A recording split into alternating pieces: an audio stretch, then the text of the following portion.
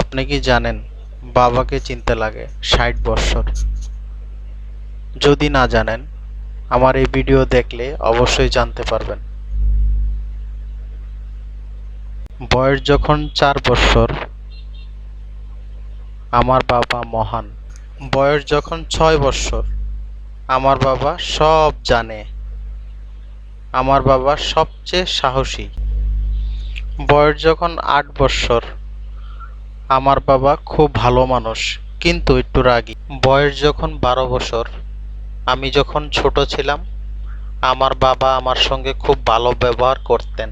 বয়স যখন ১৬ বছর, আমার বাবা খুবই ব্যাকডেটেড। আমার বাবা নতুন প্রজন্মের কিচ্ছু বুঝে না। বয়স যখন ১৮ বছর, আমার বাবা কেমন যেন দিন দিন খিটখিটে হয়ে যাচ্ছে। বয়স যখন ২০ বছর, বাবার সঙ্গে থাকাটা না অসহ্য হয়ে যাচ্ছে। জানি না মা কিভাবে এতটা বছর সংসার করলেন। বয়স যখন ২৫ বছর, বাবা আমাকে সব কিছুতেই বারণ করেন। কবে বুঝবে কে জানে। বয়স যখন ৩০ বছর, আমার ছোট ছেলেটা দিন দিন কেমন যেন অবাধ্য হয়ে যাচ্ছেন।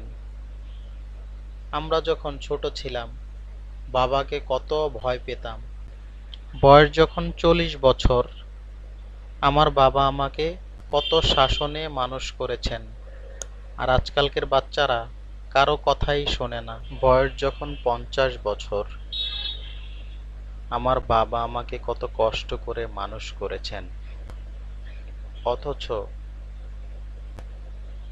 আজকালকার দিনে একটি বাচ্চা মানুষ করতে গিয়ে দম বন্ধ হয়ে যায়। বয়স যখন ৬০ বছর, আমার বাবা মহান।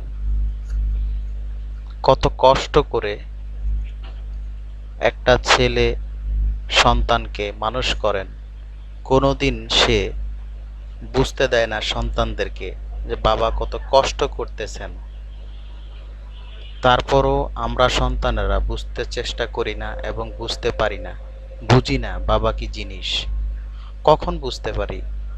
যখন বয়সটা ৬০ বছর হবে, নিজের বয়সটা যখন ৬০ বছর হবে, তখন আমরা বুঝতে পারি যে বাবা কি জিনিস। কারণ আমরা তখন বাবা হয়ে যাই।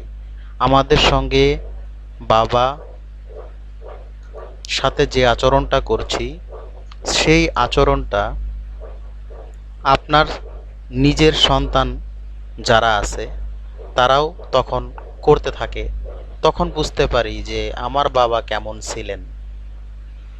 তো তাই আপনাদেরকে আমি বলি যে বাবা এবং মাকে কোনোদিন কষ্ট দিবেন না। একটু আপনি নিজে ভাবেন। এখন সোশ্যাল মিডিয়াতে সব কিছুই আপনারা দেখতে পারতেছেন। কত মানুষ কতভাবে দুঃখ পায়, কষ্ট পায়, কত কিছু পায়, কত কষ্ট করে মানুষ করে ছেলে সন্তানকে ছেলে সন্তানকে কষ্ট করে মানুষ করে। সেই বাবা এবং মা যদি পরবর্তী সময় কষ্ট পেয়ে দুঃখ পেয়ে মারা যায়, তখন কি হয়? আপনার সঙ্গেও একদিন এরকম হতে পারে। অবশ্যই আপনারা এটা নিয়ে ভাববেন, চিন্তা করবেন। ভালো থাকবেন সবাই। আমার ভিডিওটাকে শেয়ার এবং লাইক করবেন। আরো সুন্দর সুন্দর কথা নিয়ে আপনাদের মাঝে আসবো।